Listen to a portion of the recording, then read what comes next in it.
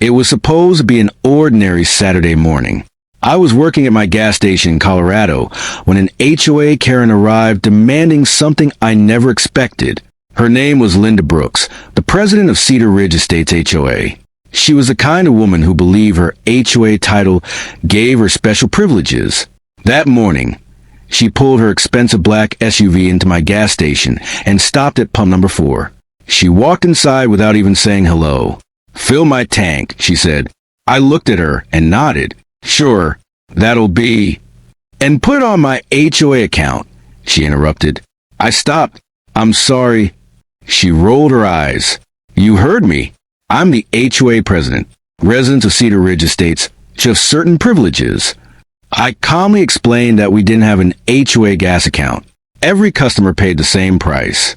Linda stared at me as if I had just insulted her. "You're refusing to give me free gas?" "I'm refusing to give anyone free gas," I replied. Her face immediately turned red. She leaned across the counter and said, "You're going to regret embarrassing me." Then she grabbed her handbag and stormed outside. I watched her climb into her SUV and drive away. Honestly, I thought that was the end of it. I was wrong. A few minutes later, my phone rang. It was the police department. Someone had called the cops about a disturbance at my gas station. I already knew who it was. Linda. I almost laughed. But there was one important detail Linda didn't know. I wasn't just the owner of the gas station. I was the police chief of Cedar Ridge. A few minutes later, a patrol SUV pulled into the parking lot. Officer Daniel Harris stepped out and walked toward the store. The moment he saw me, he stopped. "Chief!" Linda, who was standing near her SUV, slowly turned around. Her face went completely pale. "You're the police chief?" I smiled. "Good morning, Linda." For several seconds, nobody said anything. Then Linda started explaining herself. She claimed I had refused to cooperate with her. She claimed she was entitled to special treatment because she was the HOA president, and she insisted that I had somehow caused a disturbance. Daniel listened patiently. Then he looked at me. "Chief, what happened?" I explained everything. Linda had demanded free gasoline. I had refused. She had threatened me. Then she called the police. Daniel looked back at Linda. "Ma'am, being an HOA president doesn't give you the right to demand free gasoline from a private business." Linda became even more frustrated. "This neighborhood needs rules," she shouted. Daniel calmly replied, "Rules apply to everyone." Then I pulled out my tablet. I have the security footage. I showed Daniel the recording from the gas station cameras. The footage clearly showed Linda arriving, demanding free gas, arguing with me, and leaving. There was no disturbance, no threat, no crime, just an angry customer who didn't get what she wanted. Linda watched the footage in silence. For the first time that morning, she realized she had made a serious mistake.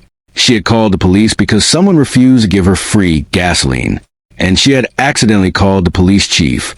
There was no HOA account, no special privilege, no free gas. Daniel documented the incident and reminded Linda that she needed to leave the property. She got into her SUV and drove away. But Linda wasn't finished. A few days later, she called an emergency HOA meeting. She tried to convince the homeowners that I was abusing my position. She claimed I had embarrassed her. She even suggested that my business should be investigated. I decided not to argue. Instead, I simply sat there and listened. Then something unexpected happened. One homeowner stood up. He said Linda had once demanded free landscaping work from him. Another homeowner said she had threatened to report his property because he refused to give her a discount. Then another person spoke. And another. Suddenly, the meeting wasn't about me anymore. It was about Linda. Years of complaints started coming out. People who'd been afraid to speak finally found their voices. Linda sat silently at the front of the room. For the first time, she wasn't controlling the conversation. By the end of the meeting, the homeowners voted. Linda lost her position as HOA president. The woman who believed her HOA title made her more important than everyone else had finally lost the power she had been using against the neighborhood. As for me, I went back to work the next morning.